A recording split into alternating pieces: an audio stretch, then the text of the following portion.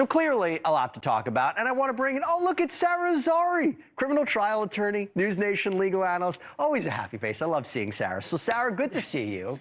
Everyone's going to be back in court. Everyone's going to be back in court in 2 weeks from today, August 9th, oral arguments, because the defense moved to dismiss the second-degree murder and leaving the scenes charges because they say jurors came to a consensus that they voted not guilty. So you tell me, is that going to happen? Those charges going to be thrown out? Denied next, okay? And I'll tell you why. Because the 3 or 4 jurors that they found, first of all, this is very perplexing to me, and I'll explain why. But these 3 or 4 people cannot speak for 12 minds, 12 unanimous minds. And, you know, as trial lawyers, we watch jurors like a hawk. We watch their body language. We listen to every word that they utter. And if there's any sign or inkling that they're struggling, we ask the court, the judge, to pull the jury. The defense didn't do that. And now they've come up mysteriously with these handful of jurors saying that these 4 people are now going to come and say that all 12 people were going to reach a not guilty. It's very perplexing to me. And let me tell you something else, too, Jesse, as someone who's dealt with a lot of jurors. Jurors are ecstatic about reporting a verdict to the court. They're not going to hold it back. You know, if they reach a verdict, it's like they've done their job to the fullest extent. And they, you know, for them to reach a not guilty and not just tell the court. Could they be confused? I mean, the fact that the judge is holding a hearing on this, is that normal?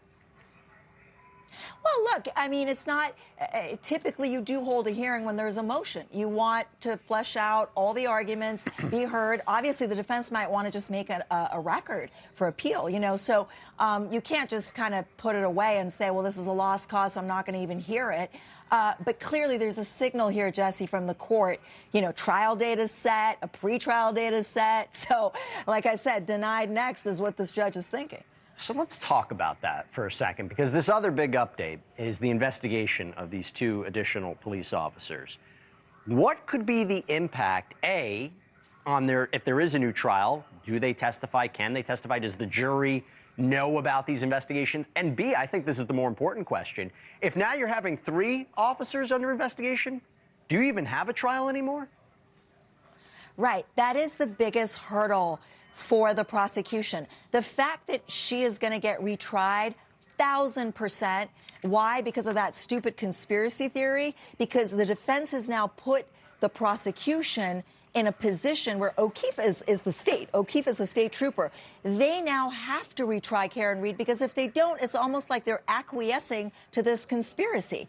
And so we're starting to see how it backfires. And I've been saying this is really stupid from the very beginning.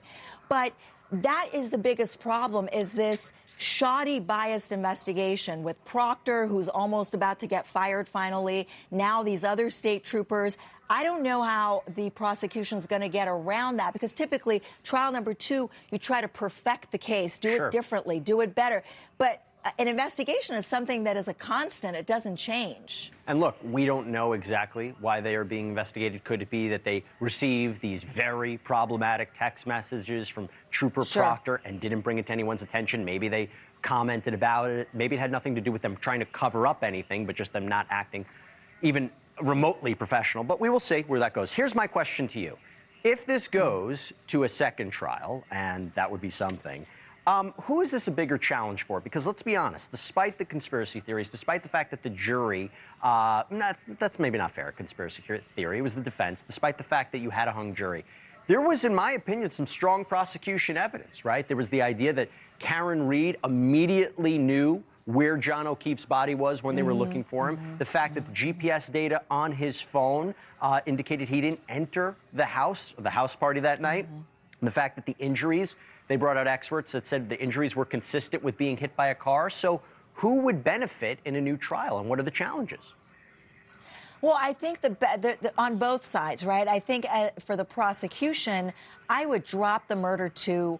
The evidence is just not sufficient to support murder two. I would stick to manslaughter, and that is something that I think she could very well be found guilty of. I would also streamline the case and not take 4 weeks with all these miscellaneous irrelevant witnesses. Stick to 2 weeks. For the defense, I would just focus on reasonable doubt and not go down the rabbit hole of conspiracy. The challenge for the prosecution, Jesse, is the investigation. It stinks, and it's not something that they can redo or do better.